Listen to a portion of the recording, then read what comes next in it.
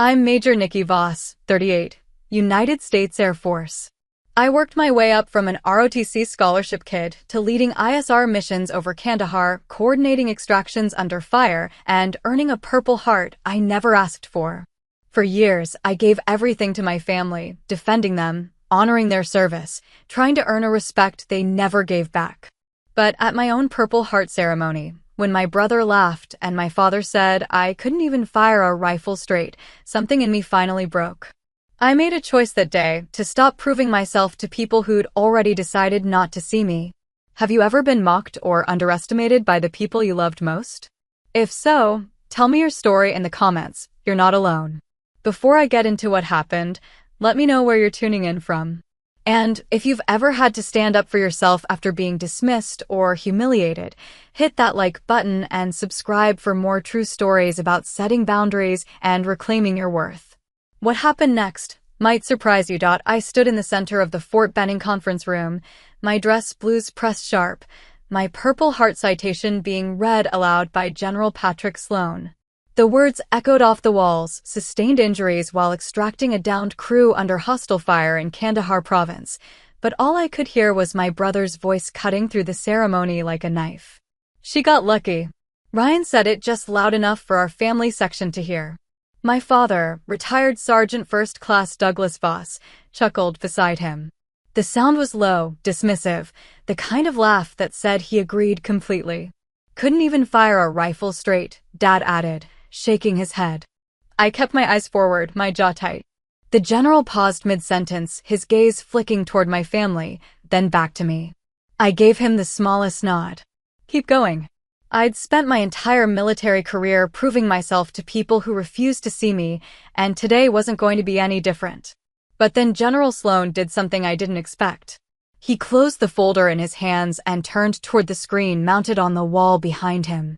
Before we proceed with the medal presentation, he said, his voice calm but carrying an edge that made the room go still, I think it's important that everyone here understands exactly what Major Voss did that day. My stomach dropped. Roll the video, he said. The lights dimmed. The screen flickered to life, and suddenly I was back in Kandahar, the grainy helmet cam footage showing the chaos I'd tried so hard to forget. The sound of rotor wash filled the room. Explosions. Screaming over comms. My own voice, hoarse and sharp, calling coordinates while rounds pinged off metal around me. I didn't want to watch. I'd never seen the footage before, hadn't known it existed. But I couldn't look away. The camera showed my hands dragging Captain Tessa Marlowe across the tarmac, her flight suit torn and bloodied, her leg twisted at an angle that made people in the audience gasp. The insurgents had hit our extraction point hard, targeting the downed helicopter crew we'd been sent to recover. I'd been coordinating the air support, calling in strikes while our ground team tried to secure the perimeter. Then the mortar round hit. The footage shook violently. When it stabilized, I was on the ground, blood streaming down my face from the shrapnel that had torn through my helmet.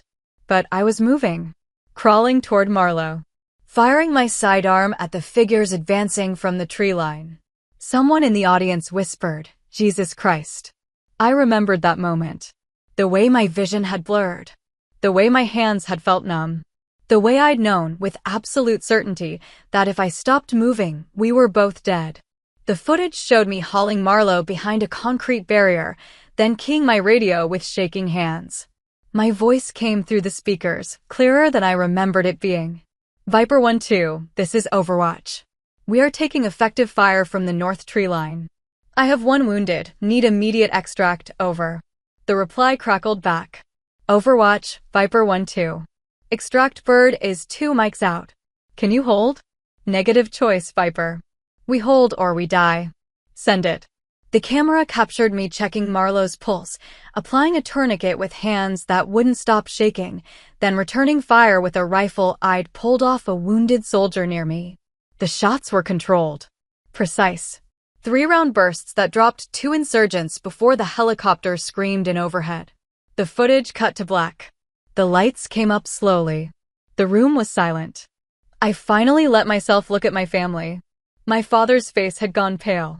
My mother's hand was pressed to her mouth, her eyes wet. Ryan looked like he'd been punched in the stomach, his earlier smirk completely gone. General Sloan turned back to the audience, his expression unreadable. Major Voss coordinated air support under direct enemy fire while sustaining a traumatic head injury and severe lacerations. She maintained her position for 11 minutes, well past the point where most personnel would have been combat ineffective, and successfully extracted her teammate. Captain Marlowe survived because of Major Voss's actions that day. He picked up the Purple Heart from its case and crossed the room to where I stood. "Major Nicky Voss," he said, his voice formal now, ceremonial, "for wounds received in action against an enemy of the United States, it is my honor to present you with the Purple Heart." He pinned the medal to my uniform. I saluted. He returned it. Then he leaned in, just slightly, and said something only I could hear. "Your family needed to see that. Don't let anyone diminish what you did." I nodded, my throat too tight to speak. The ceremony ended with applause that felt distant, like it was happening in another room. People shook my hand, thanked me for my service, said things I didn't fully register. My commanding officer, Colonel David Kerr, clapped me on the shoulder and told me he was proud. My fellow officers from the ISR squadron formed a line to congratulate me, their respect genuine and unforced. But my family stayed in their seats. I found them afterward in the parking lot. They'd been waiting by my father's truck, awkward and uncertain. My mother moved first, stepping toward me with her arms half raised like she wanted to hug me but wasn't sure if she should. "Nikki," she said. Her voice broke on my name. I stopped a few feet away, the metal case heavy in my hands. "You came. That's something." "We didn't know," Dad said. He looked older than I remembered, his shoulders slumped in a way that didn't match the straight-backed sergeant he used to be. "We didn't know it was like that. You never asked." Ryan stepped forward, his hands shoved in his pockets. "Look, he stopped, struggled, tried again. That thing I said in there. I shouldn't have. You've been saying things like that for years," I said. My voice was calm, almost detached. "Today you just said it in the wrong room." "That's not fair," he said. "No," I agreed. "It's not." My mother was crying now, silent tears that she didn't bother wiping away. "We're proud of you, sweetie. We always have been." I wanted to believe her. Some part of me, the part that was still the little girl trying to earn her father's approval, still the teenager who'd joined ROTC hoping it would make her family see her as more than the soft youngest child, wanted desperately to believe her. But I'd spent too many years hearing the jokes. Too many deployments with no calls. Too many promotions celebrated alone. "I have to go," I said. "Thank you for coming."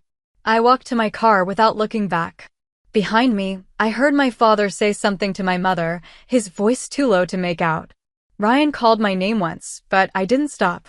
I drove home to my quiet base housing unit, set the metal case on the kitchen counter, and sat in the dark for a long time. The silence was heavy, but it wasn't unfamiliar. I'd learned to live with it years ago, learned to find strength in the spaces between words where my family's approval should have been. My phone buzzed. A text from Ryan, "Can we talk?" I stared at it for a moment, then set the phone face down on the table. Not tonight. Maybe not ever. Some wounds took longer to heal than others, and not all of them left scars you could see. The joke started when I was 17, right after I told my family I'd accepted an ROTC scholarship to pursue a commission in the Air Force. We were at a barbecue, one of those late summer gatherings where the whole extended family showed up and Dad manned the grill like it was a command post. My uncle had laughed first. "Air Force? That's basically corporate America with uniforms." Dad had flipped a burger, shaking his head. "Could have been Army. Could have been something real." Ryan, who was 14 at the time and already talking about enlisting in the Marines, had grinned at me across the picnic table. "At least you'll get good hotel points." Everyone laughed. Even Mom, though hers was quieter, more uncertain. I'd forced a smile and changed the subject, but the message was clear. I'd chosen wrong. I'd taken the easy path. I wasn't a real soldier. It only got worse after I commissioned. When I graduated from flight school and got assigned to intelligence, surveillance, and reconnaissance operations, Dad asked me if I was actually going to fly or just watch other people do the work. When I made captain at 29, ahead of schedule, ahead of most of my peers, Ryan posted on Facebook about how rank comes fast when you're not in real danger. I stopped sharing my achievements with them. Stopped calling after missions. Stopped trying to explain that ISR wasn't some desk job, that coordinating drone strikes and managing intelligence assets required split-second decisions that could mean life or death for people on the ground. They didn't want to know. They'd already decided who I was. By the time I deployed to Kandahar, the distance between us had become routine. They sent the occasional care package, the kind you send because it's expected, not because you care, and texted once or twice a month with messages that felt like they'd been copy-pasted from a template. Stay safe. Don't do anything stupid. That was Mom's standard sign-off. Not, I'm proud of you or we miss you. Just a reminder not to embarrass them by getting killed doing something that proved them right about the Air Force being dangerous after all. I'd grown up in a military household. Dad had served 22 years in the Army, retiring as a sergeant first class after tours in Iraq and Afghanistan. He wore his service like armor, told stories about firefights and convoys, about the brotherhood of infantry soldiers who trusted each other with their lives. Ryan had followed in his footsteps, enlisting in the Marines right out of high school. He was a corporal now, stationed at Camp Lejeune, and every family gathering became an opportunity for him and Dad to trade war stories while I sat quietly on the sidelines. To them, the Air Force was soft. Officers were bureaucrats. And women, well, women in combat roles were still a novelty, still something to be skeptical about. I'd proven myself 100 times over. I'd graduated top of my class at the Air Force Academy. I'd completed survival training, weapons qualifications, combat readiness courses. I'd flown missions over hostile territory, managed multi-million-dollar intelligence operations, earned the respect of my peers and superiors. But none of it mattered to my family. I was still just Nikki, the youngest, the one who'd chosen the easy branch. When I got injured in Kandahar and they told me I was being put up for a Purple Heart, my first thought wasn't pride. It was dread. Because I knew my family would come. And I knew what they'd say. The ceremony invitation had been formal, printed on heavy cardstock with the official seal of the United States Air Force at the top. I'd sent it to my parents' address with a note that said simply, "Hope you can make it." They'd RSVP'd yes. All three of them. I'd spent the week leading up to the ceremony trying to prepare myself. Practicing what I'd say if they made another joke. Rehearsing polite responses to their inevitable questions about whether the injury was really that bad or if I was milking it for the medal. But I hadn't prepared for the video. Hadn't known it existed. General Sloan had pulled me aside the day before the ceremony to ask if I'd be comfortable with them showing footage from the incident. "It's powerful," he'd said. "And I think people need to see what actually happened out there." I'd agreed, assuming it would be brief. Sanitized. The kind of thing they show at recruiting events. I hadn't realized they had 11 minutes of unedited helmet cam footage showing exactly how close I'd come to dying. Hadn't realized the whole room, including my family, would watch me bleed and fight and refuse to quit while insurgents tried to kill me and the teammate I was trying to save. After I left the parking lot and drove home, I sat in my kitchen and stared at the Purple Heart case for a long time. The medal itself was simple. A purple heart-shaped badge with George Washington's profile in the center, suspended from a purple ribbon with white edges. It represented pain, sacrifice, blood spilled in service of something larger than myself. But when I looked at it, all I could think about was Ryan's voice. She got lucky. My phone buzzed again. Another text from Ryan. "I mean it. I want to talk." Then one from Dad. "Proud of you, kiddo. Always have been." I read them both twice, then set the phone down. Words were easy. Words cost nothing. I'd heard "proud of you" before, usually followed by some qualifier that undercut the whole thing. "Proud of you, but you know the Marines see more action." "Proud of you, even though you picked the Air Force." What I needed wasn't words. It was years of accumulated respect that I'd never received. It was recognition that my service mattered, that my choices had been valid, that I'd earned my place at the table where they told their war stories. And I wasn't sure they could give me that. I opened my laptop and pulled up my email. There was a message from Colonel Kerr with the subject line, "New Assignment, Training Command."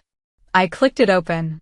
"Major Voss, in light of your recent commendation and your exemplary performance in ISR operations, I'm recommending you for a position with the UV training program at Creech AFB. It's a leadership role, working directly with junior officers transitioning into combat operations. If you're interested, we can discuss details next week. Colonel Kerr, I read it 3 times. A training command position was a career maker. It meant respect, responsibility, the chance to shape the next generation of Air Force officers. It meant my work, my real work, not the sanitized version my family imagined, would have a lasting impact. It also meant leaving behind any chance of regular contact with my family. Creech was in Nevada. They were in North Carolina. The distance would become literal as well as emotional. I typed out a response. Sir, very interested. Let's discuss Monday. Thank you for the recommendation. Major Voss, I hit send before I could second-guess myself. Then I stood up, walked to the bathroom, and finally looked at myself in the mirror. The scar from the shrapnel ran along my hairline, a thin white line that would fade with time but never fully disappear. My eyes looked tired, not from lack of sleep, but from years of fighting battles I shouldn't have had to fight. I thought about the video. About the woman I'd watched on that screen, bleeding and terrified but moving anyway. Doing her job because people were counting on her. That woman didn't need her family's approval. She already knew what she was worth. Ryan called 3 times over the next 2 days. I didn't answer. Dad sent an email, long, rambling, full of the kind of military anecdotes he usually reserved for other veterans. He talked about his own injuries, about moments in Iraq when he'd thought he wouldn't make it home, about how seeing my footage had reminded him of things he'd tried to forget. He ended with, "You're a better soldier than I ever was." I'm sorry it took me so long to see it. I saved the email but didn't respond. Mom left a voicemail. She cried through most of it. Please call us back, sweetie. We love you. We just want to talk. I listened to it twice, then deleted it. I wasn't being cruel. I wasn't punishing them. I was simply done. Done explaining. Done defending. Done trying to translate my service into terms they'd understand. Done pretending their occasional shows of pride meant anything when they'd spent years teaching me that nothing I did would ever be enough. The medal sat on my kitchen counter for a week before I finally put it away in the drawer with my other commendations. Out of sight, but not forgotten. Work became my refuge. I threw myself into preparing for the training command position, reaching out to contacts at Creech, studying the curriculum, thinking about how I'd approach teaching young officers the realities of combat operations. My ISR squadron held a small going-away gathering at the O Club. Captain Marlowe showed up on crutches, still recovering from the injuries she'd sustained in Kandahar. She hugged me hard enough that I had to steady both of us. I never thanked you properly, she said. You don't have to. Yeah, I do. She pulled back, her eyes serious. You saved my life. And not just by pulling me out of there, by refusing to quit when anyone else would have. That means something. I nodded, not trusting myself to speak. Colonel Kerr raised a glass. To Major Voss. The best damn ISR officer I've ever worked with and one hell of a leader. Creech's gain is our loss. The room echoed with agreement, with the kind of genuine respect that can't be faked. This, I thought, was my real family. These people who'd served beside me, who'd trusted me with their lives, who'd never once questioned whether I belonged. That night, I finally responded to Ryan's texts. I'm transferring to Nevada next month. I don't think we should talk for a while. I need space to figure out what kind of relationship we can have going forward. If we can have one at all. His response came immediately. That's not fair. We're trying. I stared at the message for a long moment, then typed, You had years to try. I'm not interested in your guilt. I'm interested in whether you actually respect me. And I don't think you know how. I hit send and turned off my phone. Creech Air Force Base sat in the Nevada desert about 45 miles northwest of Las Vegas, a sprawling complex of hangars and operations centers where UV pilots flew missions over Afghanistan and Iraq from climate-controlled rooms thousands of miles away. The training program I'd been assigned to focused on preparing newly commissioned officers for the psychological realities of remote warfare, the strange disconnection of flying combat missions and then driving home to have dinner with your family. The moral weight of life and death decisions made from behind a computer screen. It was harder than people thought.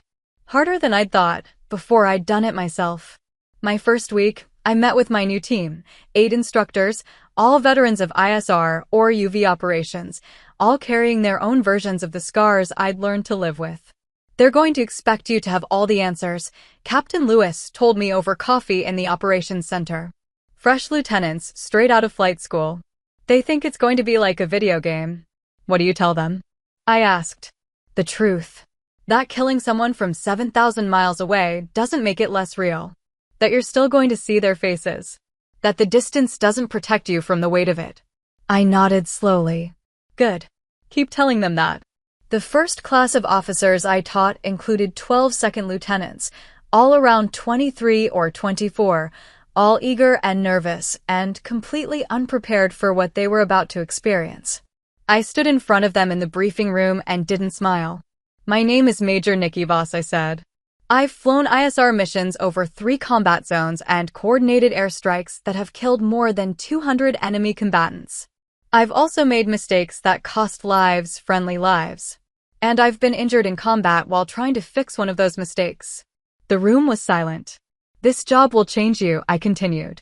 Not because it's dangerous in the traditional sense. You're not going to get shot at sitting in this chair. But because you're going to make decisions that matter.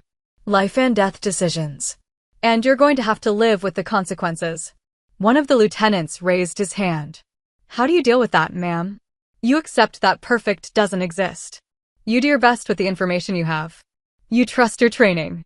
And when you make a mistake, you learn from it and you don't make it again. I paused. And you talk to people. Your team, your commanders, the therapists the Air Force provides. Because if you try to carry it alone, it will break you. Another hand. What happened in Kandahar, ma'am? If you don't mind me asking. I minded. But I also understood why they needed to know. I coordinated an extraction operation that went wrong, I said. We lost the element of surprise, took effective fire before we could secure the landing zone. One of our crew was badly injured. I made the decision to hold position and continue the mission rather than abort, which meant staying in a combat zone longer than planned. We got everyone out alive. Barely. And the Purple Heart? Shrapnel from a mortar round.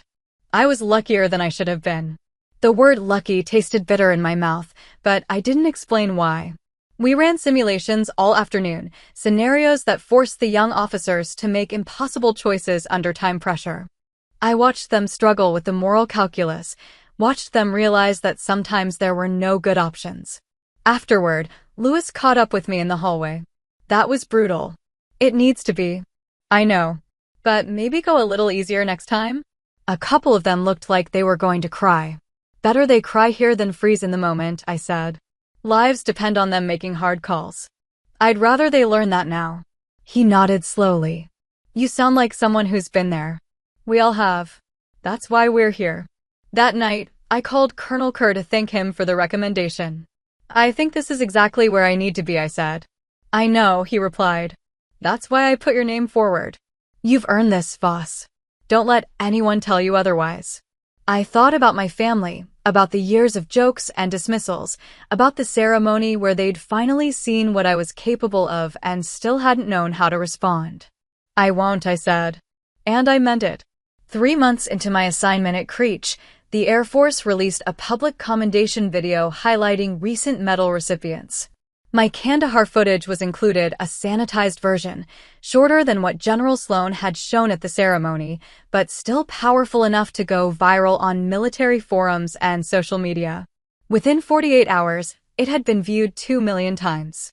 My phone started ringing constantly. Media requests, interview offers, messages from people I hadn't spoken to in years. I ignored most of it, directing press inquiries to the Public Affairs Office and letting my voicemail fill up with congratulations from distant acquaintances who suddenly wanted to reconnect. But one message stood out. It was from Captain Marlowe, now recovered enough to be back on active duty. Hey, boss. Just wanted you to know the squadron's been calling you Iron Viper since the video dropped. Thought you should hear it from me first. It's meant as a compliment. You held the line when no one else could. Wear it proud. Iron Viper. I rolled the nickname around in my head, testing it. It felt right. Stronger than I'd felt in years. That same day, General Sloan's office reached out with a formal request. They wanted me to join a Joint Training Command initiative, working with Army and Marine Corps units to improve inter-service coordination on air support operations. It's a 2-year assignment, the aide explained over the phone. Based at Quantico. High visibility, direct path to lieutenant colonel if you perform well. The general specifically requested you. I accepted immediately. Quantico meant going back to the East Coast. Back to North Carolina territory, though not close enough that my family could just drop by. The assignment itself was prestigious, the kind of position that marked you as someone the Air Force was investing in, someone with a future. My ISR roots had given me credibility with the ground forces I'd be working with. They'd seen what good air support could do, seen what happened when communication broke down between the sky and the dirt. I could help fix that. I submitted my acceptance and started packing for the move. That's when Ryan showed up at my door. I opened it to find him standing in the desert heat, his Marine Corps utilities dusty from travel, his face uncertain in a way I'd never seen before. "How did you find me?" I asked. "Called your old unit. They told me you'd transferred." He shifted his weight. "Can I come in?" I hesitated, then stepped aside. He walked into my small base housing unit and looked around, at the bare walls, the packed boxes, the evidence of a life lived in transit. "You're moving again," he said. "New assignment. Quantico. That's closer to home." "That's not why I took it." He nodded slowly, then turned to face me. "I saw the video. Everyone did. It's everywhere. Marine Corps forums, Facebook, Reddit. People are calling you a badass. Good for them." "Nikki, don't," I said. "Don't come here and tell me you're proud now that other people validated what I did. Don't tell me you finally get it because a viral video made it real for you." His jaw tightened. "That's not why I'm here." "Then why are you here?" He was quiet for a long moment. When he spoke again, his voice was rough, strained. "Because I've been an asshole. For years. And I need you to know that I know it." I crossed my arms, waiting. "Dad raised us to think the Marines and Army were the only real combat forces," Ryan continued. "And I bought into it. Completely. I thought you took the easy route. Thought you were playing soldier while I was doing the real work. And I made sure you knew it." "Yes, you did. But that video," he stopped, swallowed hard. "Jesus, Nick. I watched you get hit. Watched you keep moving when anyone else would have shut down. I watched you save someone's life while you were bleeding from a head wound. And all I could think was that I've never done anything half that brave." I felt something shift in my chest, but I kept my voice level. "You don't get credit for finally seeing what was always there." "I know." He met my eyes. "I'm not here asking for forgiveness. I'm here to tell you I'm sorry and to ask what I need to do to fix this. If it can be fixed." I studied him, this younger brother who'd spent our whole lives competing with me, trying to prove he was better, stronger, more legitimate. He looked older now, worn down by something I couldn't name. "You called me lucky," I said quietly. "At my Purple Heart ceremony, in front of everyone I respect, you reduced everything I'd done to luck." I was wrong. "You were jealous." The words hung between us. "You were jealous that I got recognized for something you think should only matter when Marines do it. And instead of being happy for me, you tried to make it small." His face reddened, but he didn't argue. "I don't need you to worship me," I continued. "I don't need you to think I'm some kind of hero. I just need you to respect that my service is as real as yours. That my choices are as valid. That I earned my place at the table." "You did," he said. "I see that now. I'm sorry it took this long." I walked to the kitchen, poured 2 glasses of water, and handed him one. We stood in silence for a while, the air conditioning humming in the background. "What do you want from me?" I finally asked. "A chance," he said. "Not right now. I know you need time. But eventually, a chance to be your brother again. The real kind. The kind who shows up and actually gives a damn." I sipped my water, considering. "I'm going to Quantico in 3 weeks. After that, I'll be busy for at least a year getting the joint training program off the ground. I don't have time for half measures or performative apologies." "I understand. If you want back in, you're going to have to prove it. Not with words, with actions. Show up. Consistently. Without expecting me to make it easy for you." He nodded. I can do that. We'll see. He set down his glass and moved toward the door, then paused. For what it's worth, that nickname, Iron Viper. It fits. You're tougher than any Marine I've ever served with. I didn't respond. He left quietly. After he was gone, I sat on my couch and pulled out my phone. There was an email from Dad, time-stamped that morning. Ryan told me he was going to see you. Hope you'll talk to him. Hope you'll talk to all of us eventually. We love you, kiddo. I closed the email without responding and opened my work calendar instead. Training schedules, coordination meetings, briefings with Army liaisons. Real work. Important work. The kind that didn't require me to justify my existence. Iron Viper. The name felt like armor, like proof that I'd survived not just Kandahar, but everything that came before it. The doubt, the dismissal, the constant need to be twice as good to be seen as half as capable. I'd earned that name, and I'd earned the respect that came with it. Whether my family could catch up was their problem, not mine. Quantico was everything I'd hoped for and nothing I'd expected. The Joint Training Command brought together officers from all branches, Army captains who'd led infantry platoons in Iraq, Marine Corps majors who'd coordinated artillery in Afghanistan, Navy lieutenants who'd managed carrier operations, and Air Force personnel like me who understood the complexity of air support in modern warfare. The goal was simple: improve inter-service communication so that ground forces got the support they needed when they needed it, without the delays and misunderstandings that had cost lives in previous conflicts. The reality was messy, complicated, and absolutely fascinating. My first meeting with the Army liaison, Colonel Marcus Brennan, set the tone. He walked into my office without knocking, dropped a thick folder on my desk, and said, "You're the ISR officer from Kandahar." "That's me." "Good. Then you understand why we're doing this."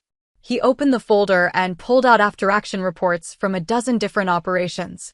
"See this? Delayed air support because the ground team called the wrong frequency. And this? Artillery strike called on friendly positions because the coordinates were formatted wrong. And this one's my favorite. Let me guess," I interrupted. "Air Force pilot refused to engage because they couldn't confirm the target? Bingo.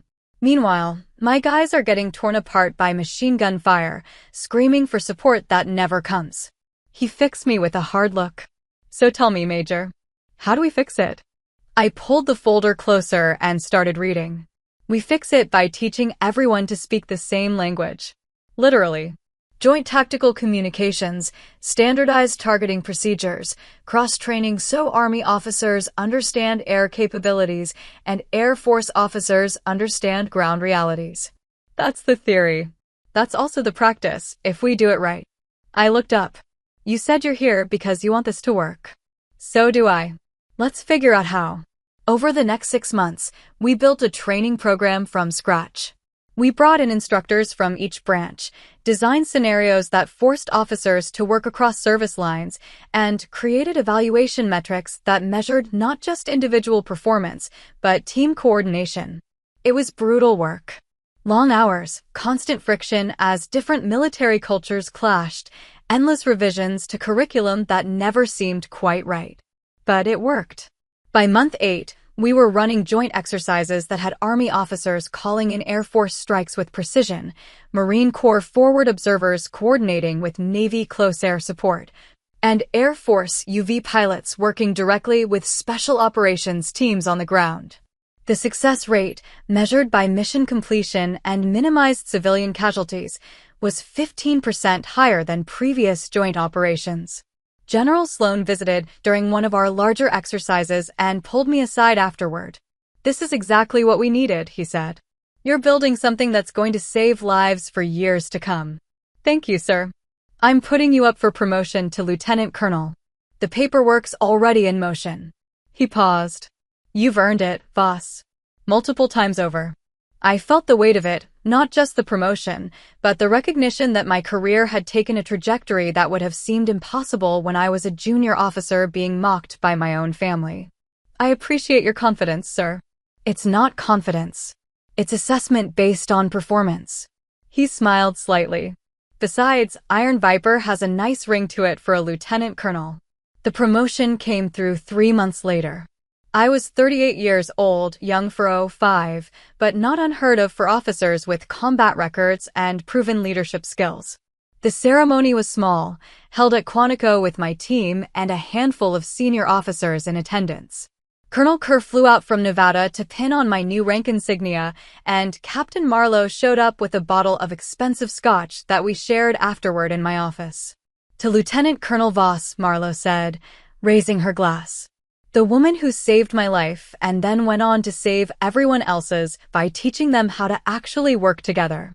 I'll drink to that, Kerr added. We toasted, and for a moment, everything felt right. Complete. Like I'd finally reached the place I was supposed to be. Then my phone buzzed with a text from Mom. Saw your promotion announcement. So proud of you, sweetie.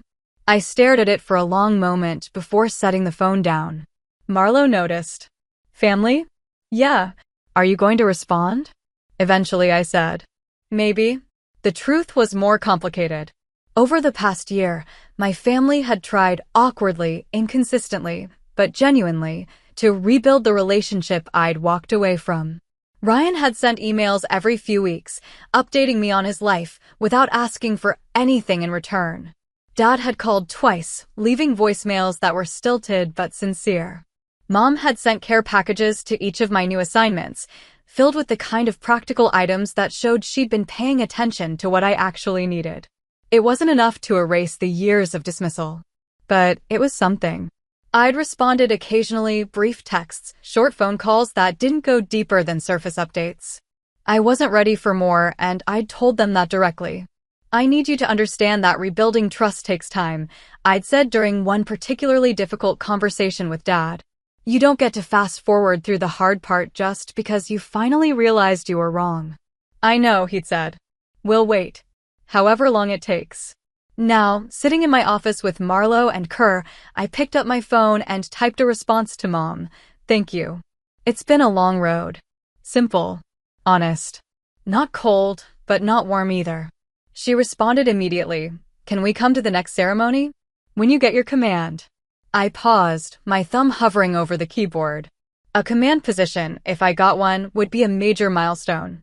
The kind of event where families traditionally showed up, took photos, celebrated together. The kind of event where I'd spent my whole career imagining what it would feel like to have my family actually be proud of me. I typed, let me think about it. Marlowe was watching me with the kind of understanding that only came from shared experience. They're trying, she said quietly. I know. Do you want them there? That was the question, wasn't it? Did I want them there? Or had I moved past needing their validation entirely? I don't know yet, I admitted. Kerr refilled our glasses. Here's what I know, he said. You've built something here that matters. Not just this training program, but a reputation. People respect you, not because of your family or in spite of them, but because of who you are and what you've done. Whether they show up or not doesn't change that. But it matters to you that they show up, Marlowe added. And that's okay. It doesn't make you weak to want your family to see what you've accomplished. I nodded slowly. They were both right, in different ways. That night, alone in my quarters, I pulled out the Purple Heart and looked at it for the first time in months. The metal was cool in my palm, the weight familiar. I thought about the woman I'd been at that ceremony, standing rigid while her family mocked her, holding herself together through sheer force of will. I thought about who I'd become since then. Stronger, yes. More confident. But also more honest about what I needed and what I was willing to accept. I didn't need my family's approval to know my worth. But I wanted their respect. And maybe, just maybe, they were finally ready to give it. I picked up my phone and called Ryan. He answered on the second ring. Hey, I said. I got your message about the promotion. Congratulations. I mean it. Thanks. I paused, choosing my words carefully. I'm thinking about my next steps. Probably going to aim for a command position in the next year or two. That's huge. Yeah, and I'm thinking about what I want that to look like. Who I want there. There was a long silence. Then, are you asking if we'd come? I'm asking if you'd want to. If you'd show up not because you feel guilty or obligated, but because you actually want to be there. Because you're actually proud. I am proud, he said. I know I've done a shit job of showing it, but I am. And yeah, if you invite us, we'll be there. All of us. I need you to understand something, I said. If you come with respect. No jokes, no comments about the Air Force being soft, no comparisons to the Marines or the Army. You come ready to celebrate what I've done, not who you think I should have been. I understand. Do you? Because this isn't just about one ceremony. It's about whether we can have a real relationship. And I won't accept anything less than that anymore. His voice was steady when he replied. I get it, Nick. And I'm here for it. Whatever it takes. Okay, I said. I'll let you know when the time comes. After we hung up, I sat with the feeling, not quite forgiveness, not quite reconciliation, but something in between. A door opening slightly, letting in a sliver of light. It would have to be enough for now. The command position came 18 months later.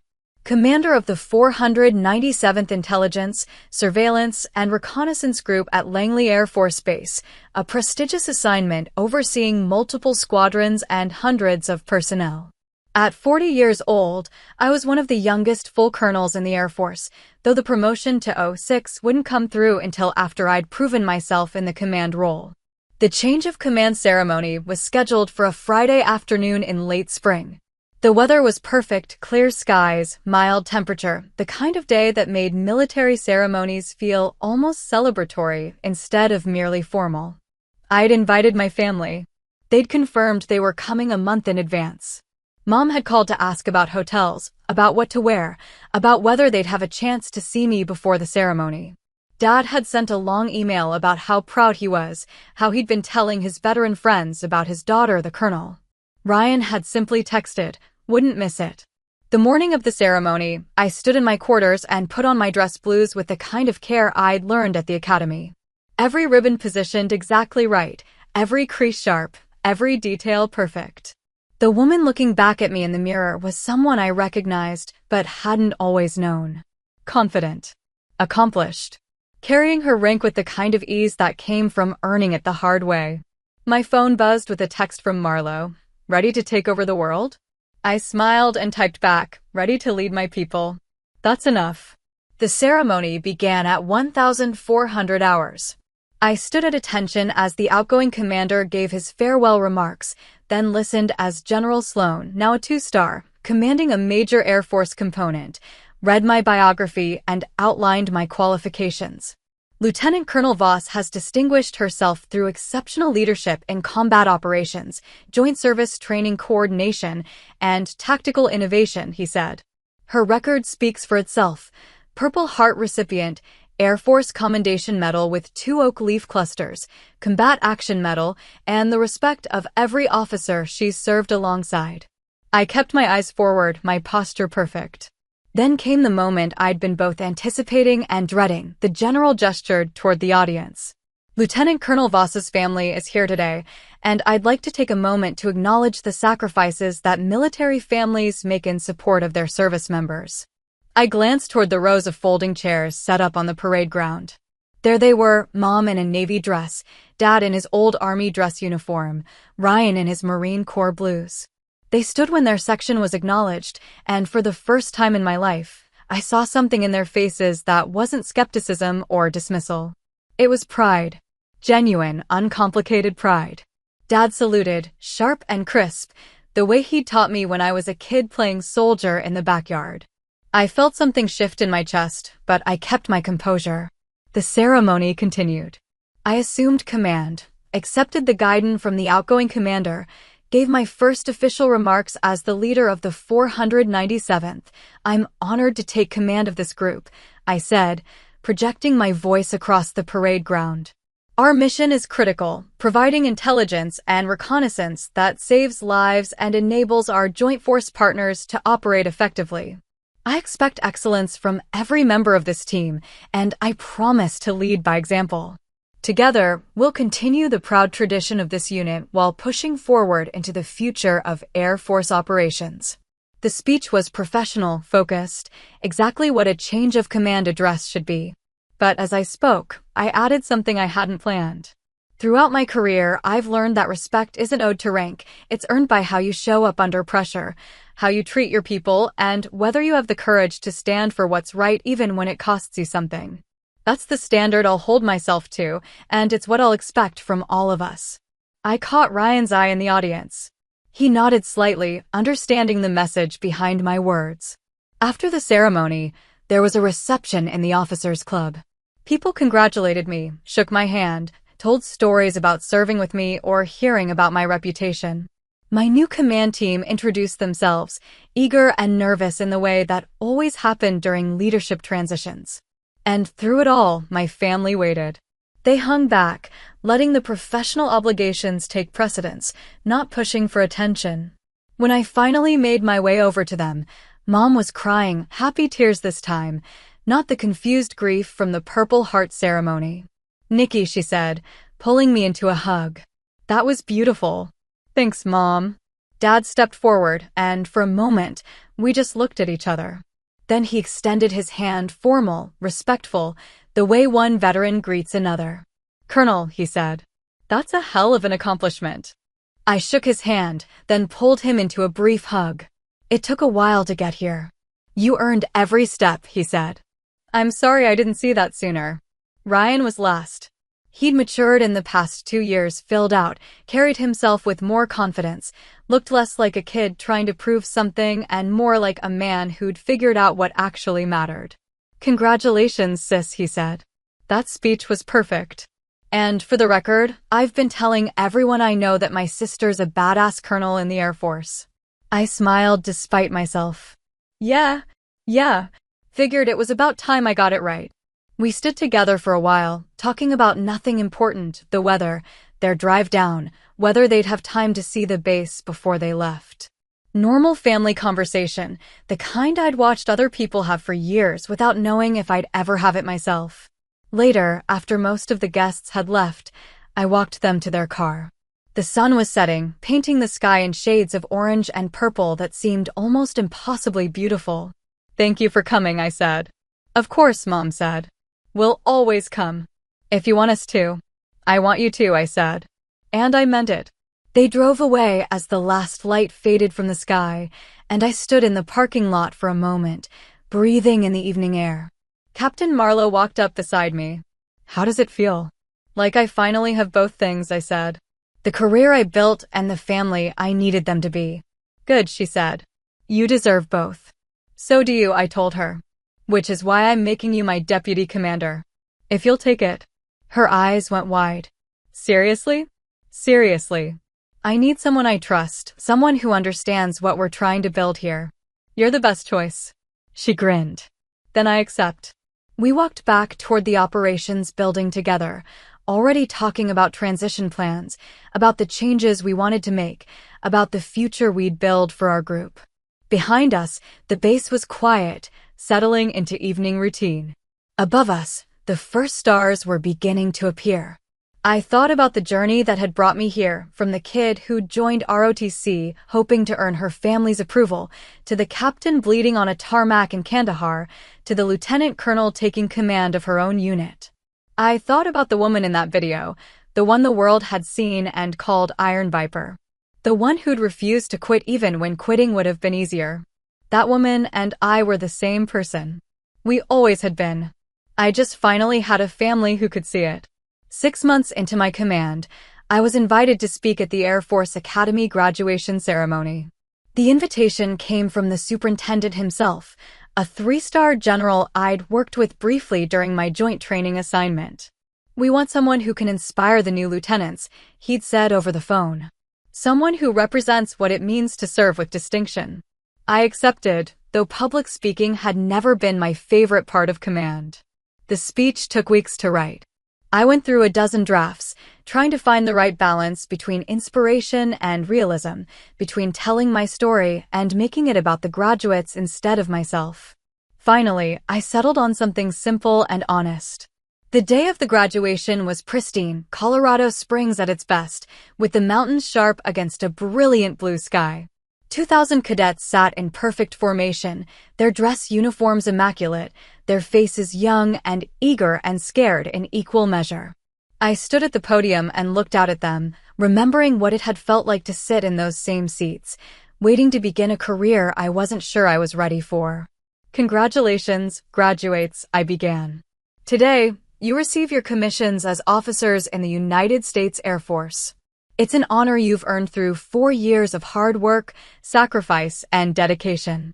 But the truth is, the real test starts now. I paused, letting the words sink in. You're going to face challenges you can't imagine yet. You're going to make decisions that keep you awake at night. You're going to lead people who are counting on you to have all the answers, even when you don't.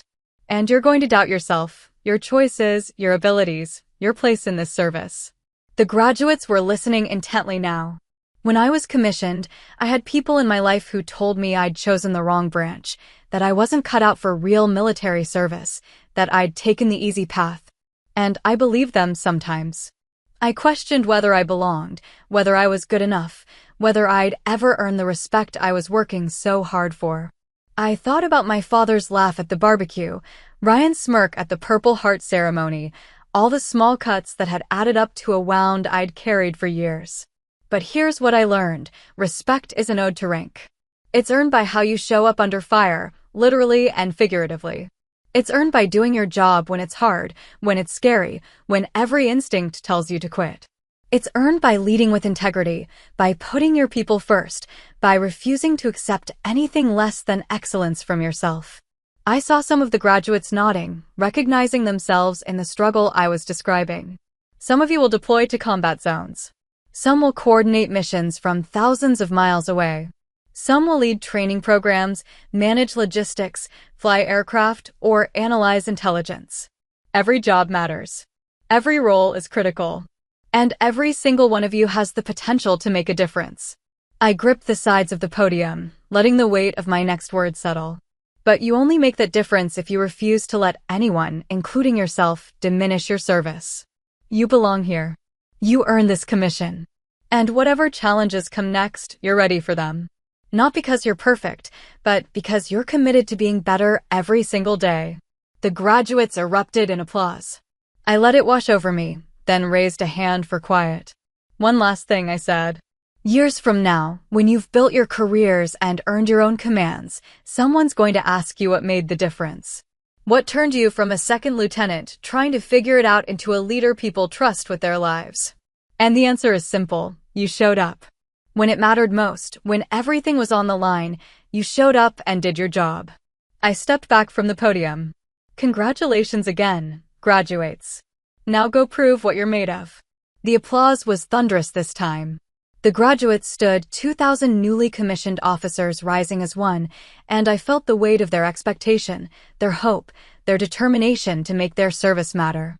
After the ceremony, dozens of them came up to thank me, to ask questions, to tell me they'd seen the Kandahar footage and it had inspired them to push through the hardest parts of their training.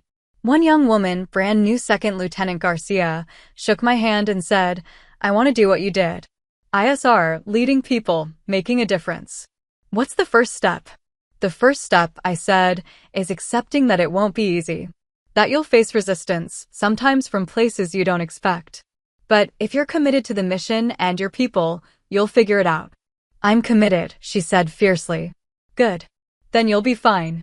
My family had come to the graduation, all 3 of them, driving up from North Carolina to watch me speak. Afterward, we had dinner at a restaurant near the academy, the conversation easy in a way it had never been before. Dad told stories about his own career, but this time they weren't about proving he'd seen more combat or done more dangerous things. They were just stories, memories shared without agenda.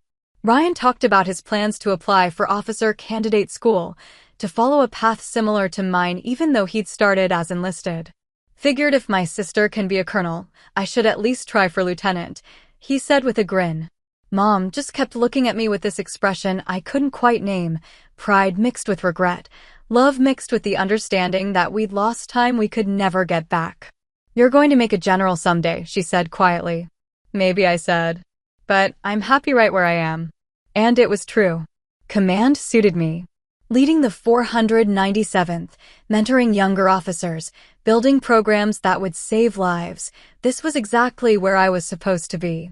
We drove back to Virginia the next day, the four of us in Dad's truck, talking about everything and nothing. Ryan played music from his phone, classic rock, mostly, the kind Dad had always loved, and Mom dozed in the passenger seat. At one point, Dad caught my eye in the rearview mirror. "You know," he said, "when you first told us you were joining the Air Force, I thought you were making a mistake." I know. I was wrong. About a lot of things. But especially that. "Yeah," I said. "You were. I'm glad you didn't listen to me." I smiled. Me too. 3 years later, the promotion to full colonel came through. At 43, I pinned on 06 and took command of an entire intelligence wing, multiple groups, thousands of personnel, oversight of critical intelligence operations across 3 theaters. It was the culmination of everything I'd worked for and the beginning of a new chapter. My family was there, of course. They'd become fixtures at my major career milestones, showing up with genuine enthusiasm and none of the skepticism that had marked our earlier years. But the ceremony wasn't really about them anymore. It was about the work, the mission, the people I was honored to lead. General Sloan, now a 3-star, pinned on my colonel insignia and said, "I've known a lot of officers in my career, Voss. You're one of the best. Don't let it go to your head." "No chance of that, sir." He smiled. "Good. Because we need you exactly as you are, focused, driven, and absolutely unwilling to accept mediocrity." After the ceremony, Marlowe, now a major herself, still serving as my deputy, raised a glass at the reception. "To Colonel Voss," she said, "who saved my life in Kandahar, taught a generation of officers how to lead, and proved that strength doesn't come from being the loudest person in the room. It comes from knowing who you are and refusing to apologize for it." The room echoed with agreement. I looked around at the people gathered, my team, my family, the officers I'd mentored, and the commanders I'd served with. Every one of them represented a piece of the journey that had brought me here. And I realized something that had been building for years, but only now came into focus. I'd won. Not in the petty sense, not by proving my family wrong or showing them up, but in the deeper, more important sense. I'd built a career on my own terms. I'd earned the respect of people who mattered. I'd led with integrity and made a difference that would outlast me. I'd become the officer, the person I'd always wanted to be. And whether my family had seen it from the beginning or learned to see it later didn't change the fundamental truth. I'd known my worth all along. I just had to live long enough for the world to catch up. That night, after everyone had left and I was alone in my quarters, I took out the Purple Heart one more time. The metal had aged slightly, the ribbon faded at the edges, but the meaning remained unchanged. I'd earned this in Kandahar, bleeding and scared and absolutely refusing to quit. But in a way, I'd been earning it my whole life. Every time I stood up under pressure, every time I refused to let doubt win, every time I chose to show up and do my job even when no one was watching or cared. Respect is an ode to rank. It's earned by how you show up under fire. I'd shown up. Again and again and again. And in the end, that was the only victory that mattered. The quiet power of dignity under fire. Justice through truth. Strength through composure. I set the medal back in its case and closed it gently. Tomorrow, I'd go back to work. Back to leading my wing. Back to the mission. Back to the daily challenges of command. But tonight, I let myself feel something I'd never quite allowed before: satisfaction. Not pride exactly, and not vindication. Just the simple, quiet knowledge that I'd done what I set out to do. I'd earned my place at the table. And no one, not my family, not my doubts, not the voice in my head that had whispered for years that I wasn't enough, could take that away from me.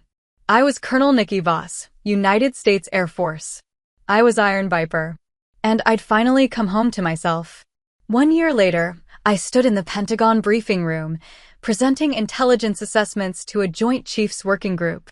The faces around the table represented the highest levels of military leadership, generals and admirals who'd spent decades earning their stars. I was the only colonel in the room. The ISR integration protocols we've implemented have reduced response times by 32%, I said, advancing to the next slide.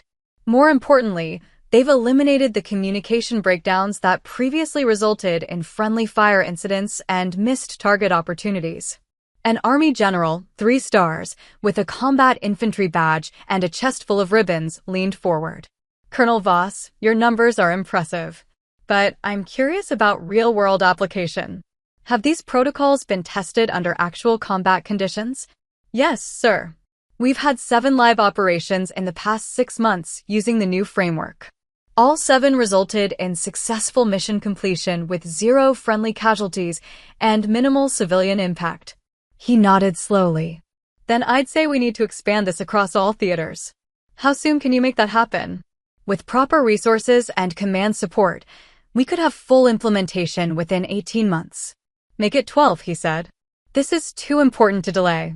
After the briefing, I gathered my materials and headed toward the exit. A Marine Corps Major General caught up with me in the hallway, a man I recognized from Joint Operations forums, but had never worked with directly. Colonel Voss, he said. That was outstanding. I've been following your career since the Kandahar footage went public. It's rare to see an officer who can bridge tactical excellence with strategic thinking. Thank you, sir. I'm serious. You're on the fast track to stars. Don't let anyone tell you different. I nodded, accepting the compliment without false modesty. I appreciate that, sir. The work matters more than the rank, but I won't pretend the recognition doesn't mean something. He smiled. Good answer. Keep that attitude, and you'll go far. I drove back to Langley that afternoon, thinking about the trajectory my career had taken. From the daughter who couldn't earn her father's respect to a colonel briefing the Joint Chiefs. From the captain bleeding in Kandahar to the officer whose protocols were being adopted across the entire military. The distance between those 2 versions of myself felt impossible sometimes. Other times, it felt inevitable, like every hard moment had been preparing me for exactly this. My phone rang as I pulled onto base. Mom's name on the screen. Hey, I answered. Hi, sweetie. How was the Pentagon? Good. Productive. They're adopting our protocols military-wide. That's wonderful. Her voice was warm, genuine. Your father's going to be so excited. He's been bragging to everyone at the VFW about his daughter's intelligence work. I smiled despite myself. Tell him I said thanks. Tell him yourself. We're coming down next weekend for Ryan's commissioning ceremony. You're still planning to be there, right? Ryan's OCS graduation. He'd followed through on his plan, spent the last year grinding through officer candidate school while serving in the reserves. In 3 days, he'd pin on his butter bars and become a Marine Corps second lieutenant. I'll be there, I said. Wouldn't miss it. He's nervous, Mom admitted. Keeps saying he hopes he can live up to the example you set. Something shifted in my chest, not pride exactly, but something close to it. He'll do fine. He's worked hard for this. That weekend, I drove to Quantico in my dress blues. The ceremony was smaller than my academy graduation had been, but the weight of it felt just as significant.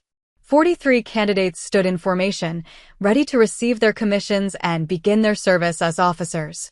Ryan was in the 3rd row, his posture perfect, his face serious in a way I'd never seen before. He'd grown up in the past few years, not just physically, but in the way he carried himself. Less arrogant, more grounded. When his name was called, he marched forward to receive his commission. Dad stepped up to pin on his second lieutenant bars, a tradition, passing rank from one generation to the next. But then Ryan did something unexpected. He turned to where I was sitting and gestured for me to join them. I hesitated, then stood and walked to the front. The ceremony paused as I reached them. Sir, Ryan said to the officiating officer, permission to have my sister participate in the pinning? The officer nodded. Granted.